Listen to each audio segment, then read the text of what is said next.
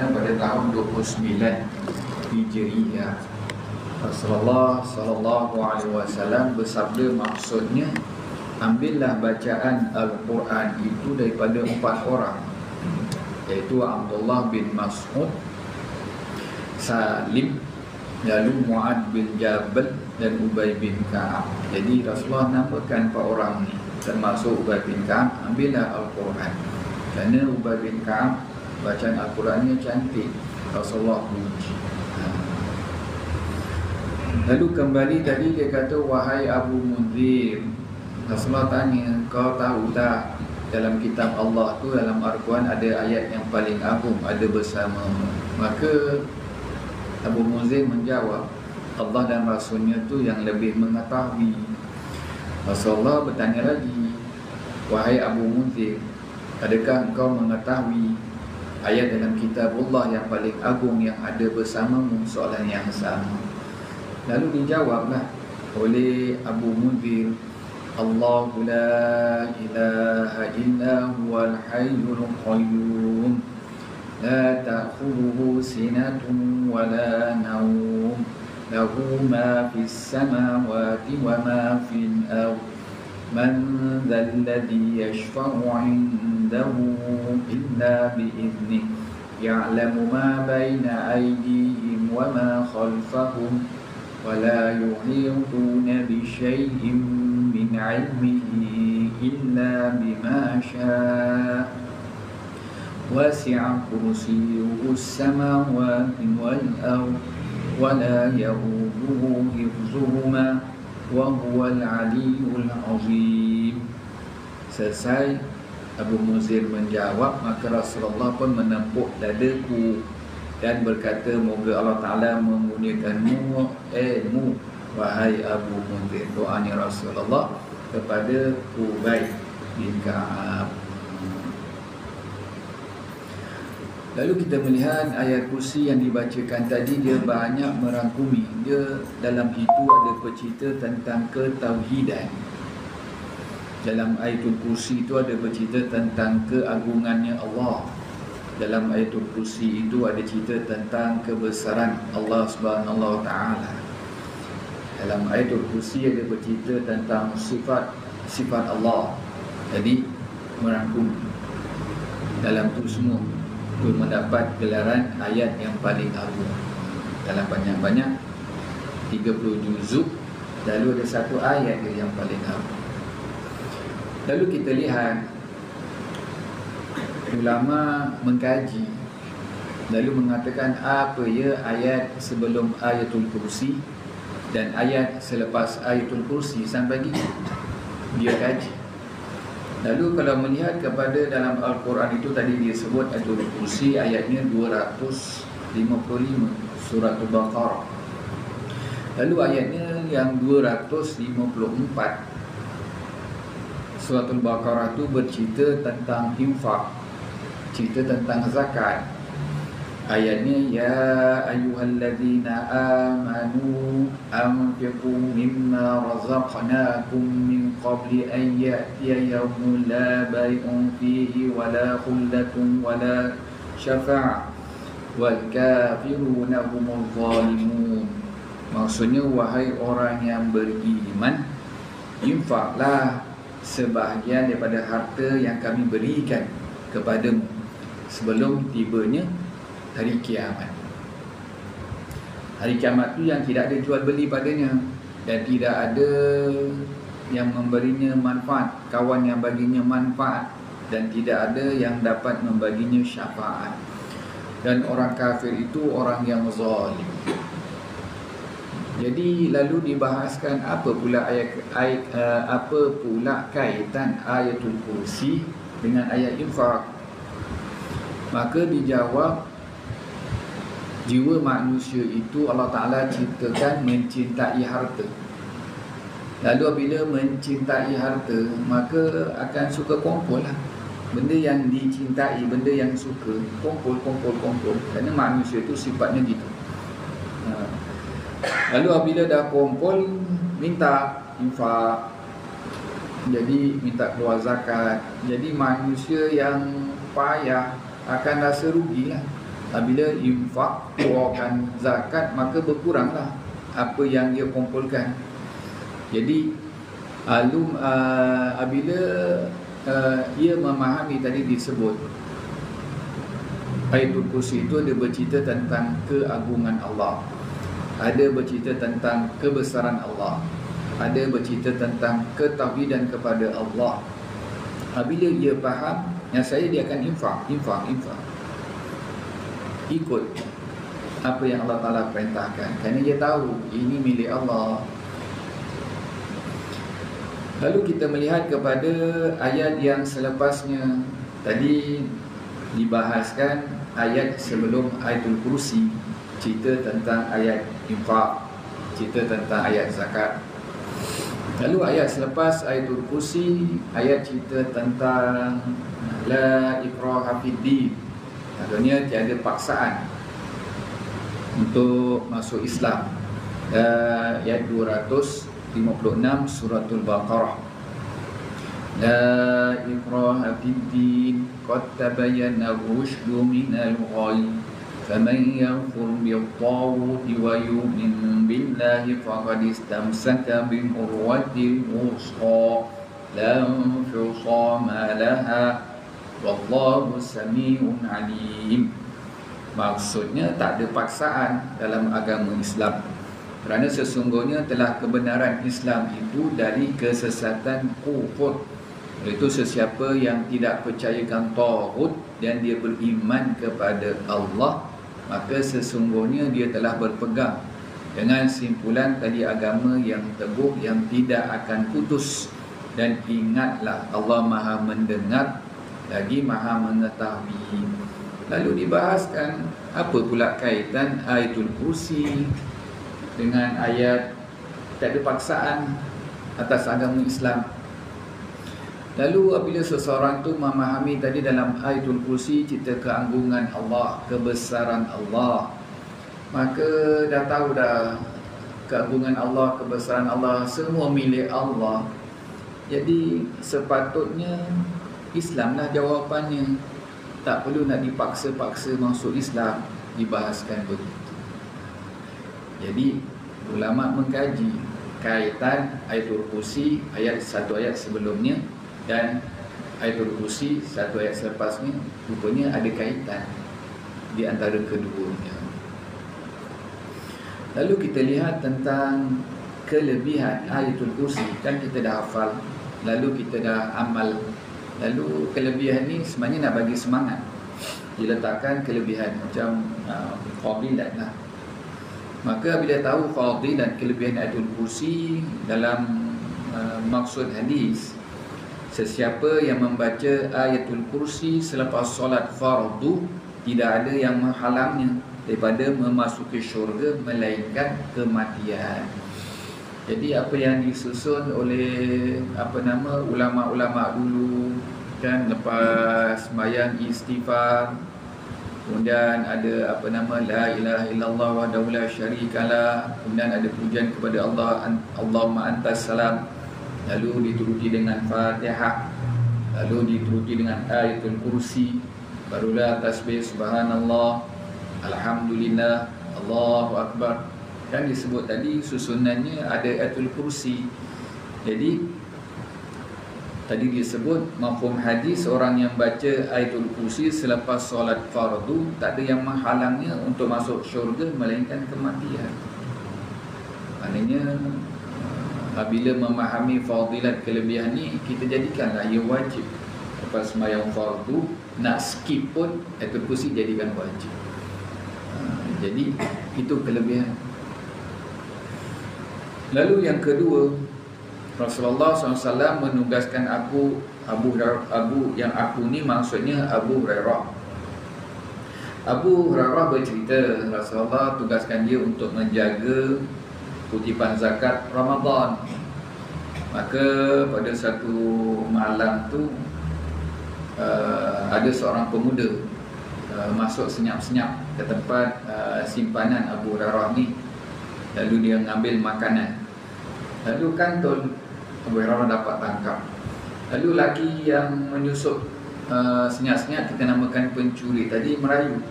kepada Abu Hurairah, lepaskan aku ni anaknya memerlukan sangat, aku lapar, aku ini, merayu.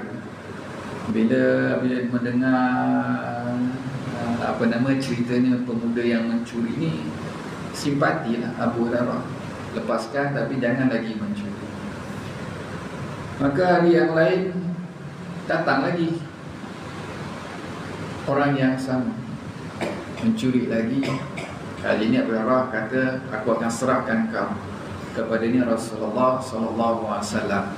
Bila mendengar akan diserahkan kepada Rasulullah, maka pemuda yang pencuri ini, yang cerita sebelumnya itu cerita tentang aku susah, aku begini, anakku gini, maka akhirnya dia berkata kepada Abu Hurairah, aku akan ajar kau satu ilmu.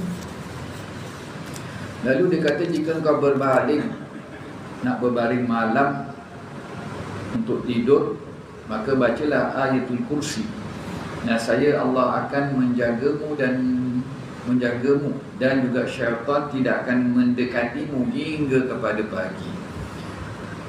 Abu Hurairah cerita kepada Rasulullah. Maka Rasulullah berkata, orang itu berkata benar, tapi sebenarnya dia itu pendusta. Lalu yang menyusup pada engkau itu, pencuri itu, dia adalah syaitan. Syaitan tu cakapnya betul, tapi dalam masa sama dia pembohong.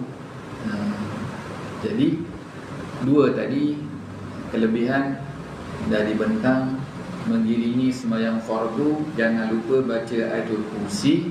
Lepas tu malam ni nak tidur, dah tahu dah ni, rupanya itu Allah Ta'ala akan pelihara. Kedua, akan dipelihara daripada syaitan hingga kepada pagi. Lalu kita lihat satu persatu ayat kursi. Tadi awal dia sebut Allahu la ilaha illa huwal hayyul qayyum. Dimulai dengan Allah. Allah tu lafzul jalalah, kalau i'rabnya lafaz yang agung, al-jalalah. Allah semua boleh sebut. Kanak-kanak dia sebut Allah, orang yang non-Muslim pun boleh sebut Allah.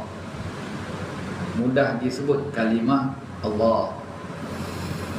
Allahu la ilaha illa huwal hayyul qayyum. Allah tiada Tuhan melainkan Allah, sifatnya al-hayyu al-qayyum. Sifat Allah dimulai dengan kalimah Allah. Lalu ayat yang ujung itu, sifat Allah tu yang hidup, dan Allah tu yang berdiri sendiri, tak memerlukan makhluk. Imam Ahmad mengkaji ayatul kursi ini, dia mengatakan dalam ayatul kursi ada 16 disebut nama Allah tu yang jelas. Allah tu satu. Kedua, illahu, melainkan dia itu Allah. Allahu la ilaha illahu, dalam bab akidah ada namanya nafi. Nafi maksudnya menolak. La ilah, tiada Tuhan. Illahu, dalam ayat ini isbat, mengatakan Allah lah sahaja. Jadi itu tadi disebut di awal dalam ayatul kursi ada ceritanya tentang ketauhidan. Inilah menetapkan, menafikan tiada Tuhan, lalu isbatnya Allah. La ilah, nafi, isbatnya illahu, Allah. Al-hayyu al-qayyum, sifat bagi Allah. Tadi Imam Ahmad katakan dalam ayatul kursi disebut tentang Allah itu ada 16, dan satu dengan bahasanya isyarat.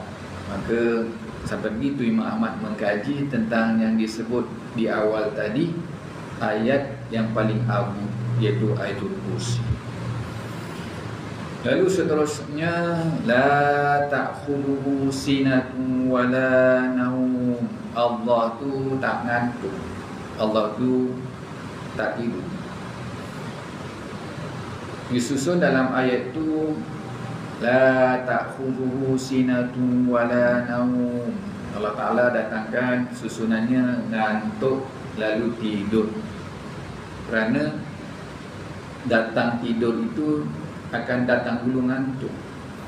Dulu kita hari Jumaat kan, kalau azan tu masih tak ngantuk lagi.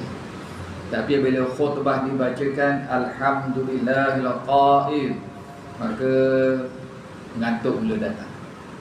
Bila ngantuk mula datang, akan tertidurlah. Jadi tidur itu tidak akan terjadi kecuali didatangkan ngantuk. Jadi ayat tu la ta'khudhuhu sinatun wala naum. Tak ada orang boleh tidur kalau tak ada ngantuk. Nanti dia tak boleh tidur sebab ngantuknya tak ada. Jadi Allah Ta'ala susun ngantuk dulu baru tidur. La ta'khudhuhu sinatun wala naum. Allah Ta'ala datangkan dua la ni maksudnya tidak. La yang pertama sina, Allah tak ngantuk. La yang kedua naum, Allah tu tak tidur. Menafikan sifat kekurangan bagi Allah. Kita ada kedua-duanya ni. Sina ada, ngantuk ada, naum, tidur pun ada. Tidak bagi Allah. Lalu disambung, lahu ma fis samawati wa ma fil ardh.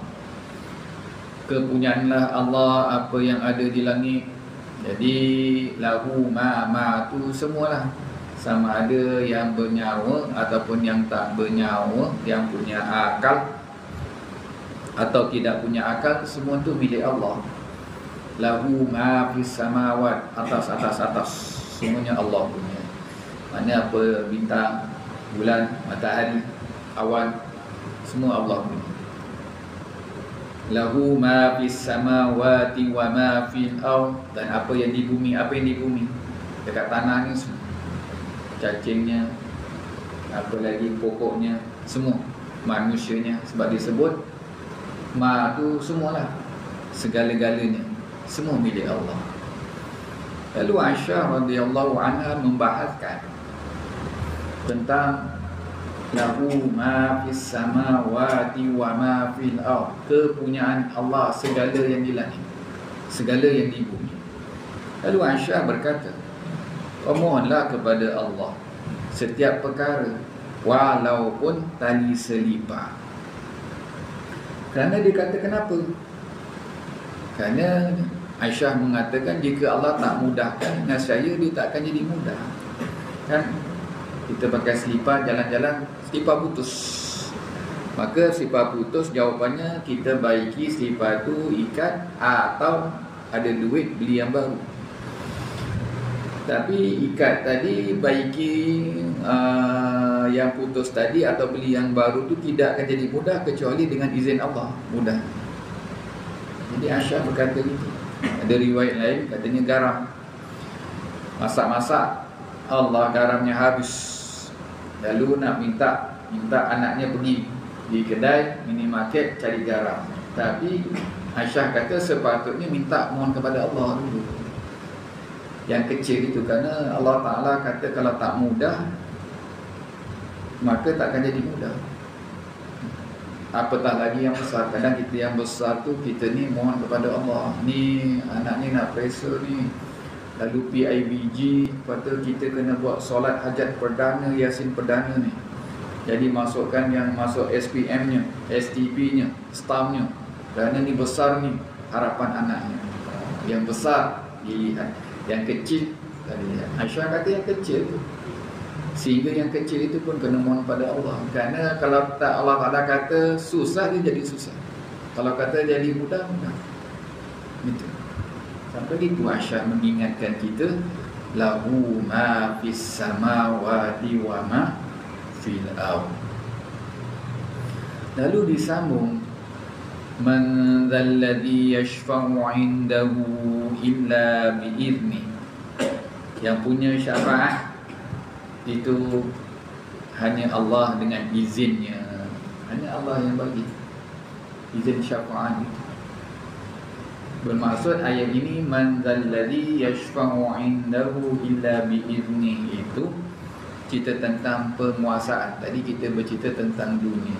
Ayatul Kursi, lahu ma fis samawati wa ma fil ardh, apa yang di langit, apa yang di bumi. Penguasaan di dunia tu milik Allah. Ayat man zallazi yashfa'u indahu illa bi'izni, bercerita penguasaannya akhirat. Allah yang bagi syafaat itu melainkan dengan izin Allah.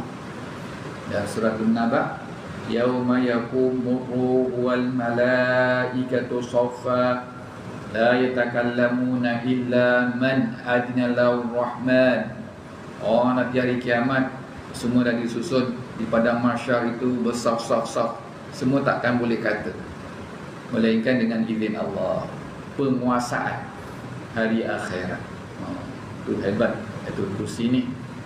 Jadi sesuai gelarannya tadi, dunia penguasaannya oleh Allah, akhirat pun penguasaannya oleh Allah.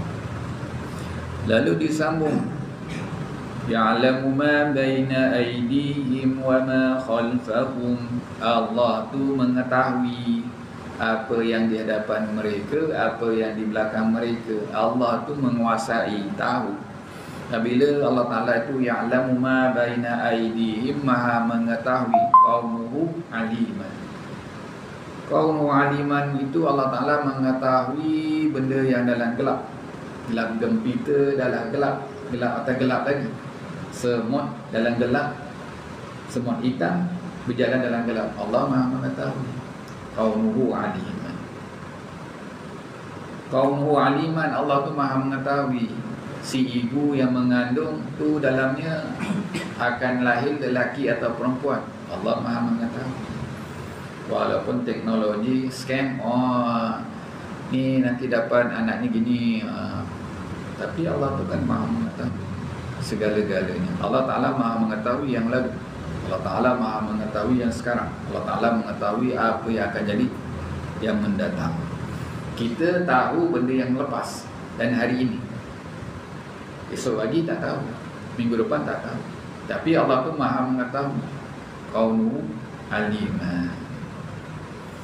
Lalu disambung, wala yuhituna bi syai'in min 'ilmihi illa bima syaa. Allah itu merangkumi ilmunya itu, dan Allah tu memberi ilmunya itu kehendak Allah. Jadi manusia itu mendapat ilmunya itu dengan kehendak Allah. Ada orang belajar gagal. Ada yang belajar berjaya sambung, dapatlah PhD doktornya. Itu dengan izin Allah. Illa bima syaa, ketentuan Allah. Allah yang bagi. Orang yang usaha tuntut ilmu Allah bagi. Lalu diingatkan supaya dalam ayat ini wala yuhituna bi syai'in min 'ilmihi illa bima syaa. Dapat ilmu itu atas kehendak Allah tadi, maka jangan jadi orang yang sombong. Diingatkan, kerana semuanya itu ada kurniaan Allah. Allah yang bagi, Allah berhak ambil penguasaan. Lalu disambung, wasi'a kursiyuhus samawati wal ardh. Diulang lagi tentang penguasaan Allah di langit dan di bumi. Tadi ayat sebelumnya, lahu ma fis samawati wa ma fil ardh. Lalu diulang lagi, takkid lagi, wasi'a kursiyuhus samawati wal ardh. Dua kali penguasaan itu nak diterangkan kepada kita. Allah tahu maha berkuasa ni, maka penguasaan Allah tu meliputi langit dan bumi. Maka ada membahaskan wasi'a kursiyus sama ini penguasaan dan cerita tentang pemilikan. Maka didatangkan contoh seorang raja itu berkuasa atas negara dia, maka namanya dia mendapat penguasaan atas raja dia. Adakah raja itu mendapat pemilikan atas rakyatnya? Maka jawapannya tidak. Kerana rakyat itu umpamanya ada tanah tu geran nama rakyat tu Fulan bin Fulan. Lalu ada kereta tu nama dia Fulan bin Fulan. Maka dia punya, rakyat tu punya. Tapi rakyat tak dapat penguasaan. Rakyat berdapat hanya pemilikan kawasan border dia je. Tapi raja itu mendapat penguasaan. Lalu Allah ada kedua-dua. Rasulullah mendapat Allah mendapat penguasaan dan Allah tu mendapat pemilikan semua. Kalau bahasanya moden, Allah itu makro penguasaannya, Allah tu pun makro pemilikan. Kita ni dibaginya pinjam. Lalu ayat seterusnya, wala ya'uduhu hifzuhuma, maka penjagaan langit dan bumi itu tak membebankan Allah pun, kedua-duanya. Allah tu yang mendapat penguasaan segalanya dan Allah tu yang memiliki, tak membebankan pun bagi Allah. Lalu ditutup ayatul kursi dengan sifat Allah, wa huwal aliyyul azim, Allah yang maha tinggi, Allah yang maha agung. Dimulai al-hayyu al-qayyum, Allahu la ilaha illa huwal hayyul qayyum, sifat-sifat Allah. Ditutup sifat-sifat Allah, wa huwal aliyyul azim. Itu mendapat gelaran ayat yang paling agung dalam Al-Quran. Lalu dilihat dalam bab perubatan, ayatul kursi. Tadi awal saya dah baca, lalu saya dah berhentikan. Kat mana nak berhenti, mana nak berhenti. Lalu dalam, kadang kita ini kalau rumahnya besar, rumahnya banyak bilik, jadi anaknya buat bilik banyak sebab apa? Anaknya ada ramai. Lalu anaknya dah besar, maka anaknya dah kerja berpindah, beli rumah dia sendiri. Jadi si ibu dan si bapa tinggallah berdua, memiliki banyak bilik dalam rumah yang besar itu. Dalam banyak-banyak bilik itu, tak larat si ibu dan si ayah nak kerja membersihkan. Maka terbiarlah bilik-bilik yang akan dihuni balik raya nanti. Maka si ibu si ayah kadang jalan, tiba-tiba remang bulu roma kat bilik yang lama tinggal. Jadi bila remang, ilmu perubatan kata bacalah ayatul kursi. Allahu la ilaha illa huwal hayyul qayyum, la ta'khudhuhu sinatun wa la nawm, lahu ma fis samawati wa ma fil ardh, man dhal ladhi yashfa'u 'indahu illa bi'idhnihi, ya'lamu ma bayna aydihim wa ma khalfahum, wa la yuhituna bi shay'in min 'ilmihi illa bima syaa, wasi'a kursiyyuhu as-samawati wal ardh, wa la ya'uduhu hifzuhuma. Lalu stop kat situ, tengok remang tak lagi dekat bilik yang tadi. Kalau remang, jangan habiskan, baca lagi. Allahu la, benda yang sama tadi. Allahu la ilaha illa huwal hayyul qayyum, terus sampai wala ya'uduhu hifzuhuma. Tengok bulu roma naik ke tak ni? Kalau naik, baca lagi, maknanya ada lagi tu, makhluk itu wujud lagi dekat dengan kita. Sampailah dah turun remang dah tak ada, baru ditutup wa huwal aliyyul azim, maka terbakarlah makhluk itu. Lalu misalnya kita ni rumahnya lama tinggal. Tadi cerita tentang bilik-bilik yang ditinggalkan, tapi kita duduk lagi, kadang-kadang berlaku. Lalu rumah dah tinggal lama, ataupun kita rumah baru beli tapi bukan rumah baru, ataupun rumah baru boleh juga. Kadang duduk di malam hari, kalau rumah flat ada rumah flat bercerita tingkat 3, tangga dekat sini. Jadi kalau nak masuk kena situ. Jadi tingkapnya kat luar sana. Kalau buka tingkap memang tak ada tangga. Tiba-tiba malam hari ada orang ketuk tingkap.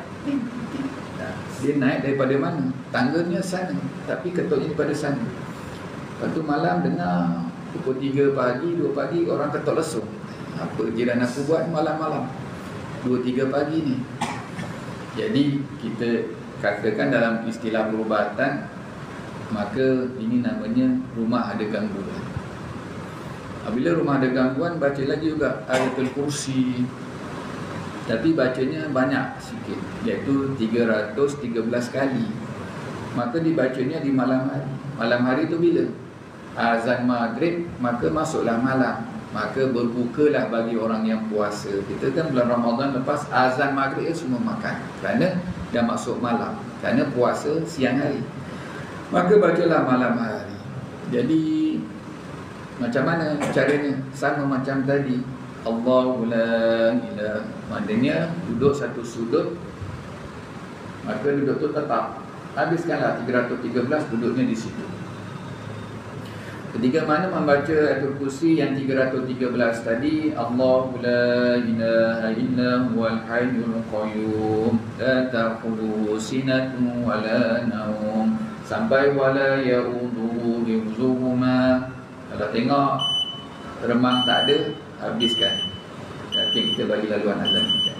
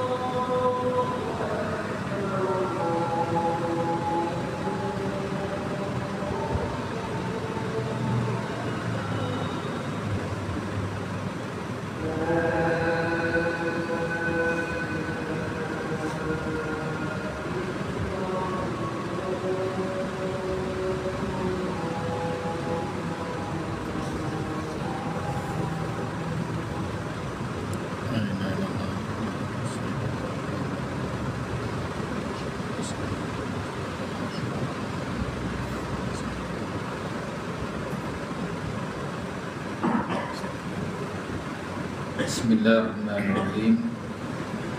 Kita sambung sikit lagi.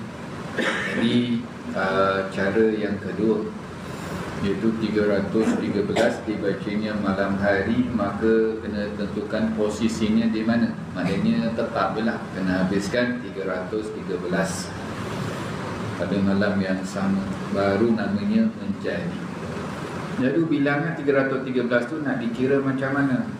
Contoh, kita baca ayatul kursi, Allahu la ilaha illa huwal hayyul qayyum la ta'khudhuhu sinatun wa la nawm lahu ma fis samawati wa ma fil ardh man dhal ladzi yashfa'u 'indahu illa bi idhnihi ya'lamu ma bayna aydihim wa ma khalfahum wa la yuhituna bi shay'in min 'ilmihi إلا بما شاء وسع كرسيه السماوات والأرض ولا يؤوده حفظهما وهو العلي العظيم. Baru pakai yang tasbih tu tag satu, lalu baca lagi, baca yang kedua. Contoh tadi sampai Allah la ilaha illa huwal hayyul qayyum. Tingkapnya ada apa? Angin tiup. Jadi yang nombor 2 ni tak dapat nombor 2. Sampai wala ya'uduhu hifzuhuma, kena ulang lagi. Allah la, jadi tak boleh kata dua. Jadi kena ulang balik. Ulang lagi. Tiba-tiba pintu ada orang tolak, tapi tak ada orang. Tak kira juga, masih lagi 2. Tapi bacanya kalau ikut dan ketiga, Allahu la ilaha illa huwal hayyul qayyum. Kena gitu. Jadi kesimpulannya 313 itu kemungkinan 1 jam, kemungkinan boleh jadi 2 jam, kemungkinan boleh jadi 3 jam, berdasarkan kepada yang datang tu. Jadi kadang dia datang bentuk yang dihantar makhluk. Kadang pernah dihantar bentuk lipas terbang, di parking depan kita yang sedang baca. Itu kadang dia boleh mengelupuk. Dah parking elok, lepas tu dia tak tahan, melupuk, terus mati. Lepas tu tengok, gaib, hilang. Jadi benda tak tentu.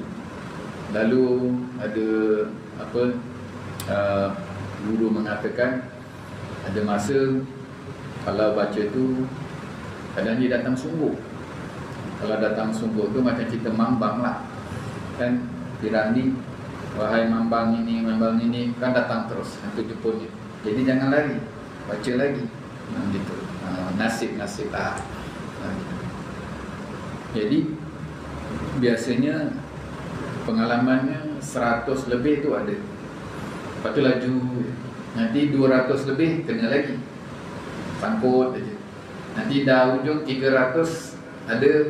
Lepas tu yang 13 tu insyaAllah mudah. Jadi nak menyampai daripada satu fasa kepada satu fasa tu, kalau kawasan saya sebut tadi, yang contoh-contoh tadi tu, kalau rumah ada gangguan, macam itulah ceritanya. Tapi semua takkan sama. Tanya dengan sahabat ni, kau punya ujiannya lain, aku ujiannya lain. Jadi apa cerita yang mambang tu, mambang laut, mambang tu yang keluarnya satu-satu tu, betul lah tu. Sudin ujiannya lain, Aziz ujiannya lain, Piramli ujiannya lain. Jadi tak sama ujian itu. Tapi hikmahnya, kalau kita dah selesai 313 itu, kita akan rasa badan kita ni Allah Ta'ala bagi sesuatu kekuatan yang lain. Buat. Tapi nak mula tu kadang susah, kena ada semangat. Kerana kadang malas ni kita rancang dah. Kadang kita ni dah rancang dah, nak baca lah malam ni pukul 9. Boleh pula orang datang, Assalamualaikum, Haji ada, ada. Jadi lepas tu ngajak borak pula. Dan nanti tu ujiannya, didatangkan orang yang bagi salam. Ketika mana tak rancang malam tu, tak nak buat, tak ada orang bagi salam. Rancang malam tu baru nak mula, baru 100, ada orang bagi salam. Ajak borak, kadang gitu. Itu ujian lah. Pak Kiai dulu pernah cerita juga, aku gitu juga. Bila dah rancang malam ni, datang. Lepas tu datangnya lama, boraknya masalah gini-gini. Aduh, kata bila aku nak mula zikir ni. Kadang gitu ujiannya.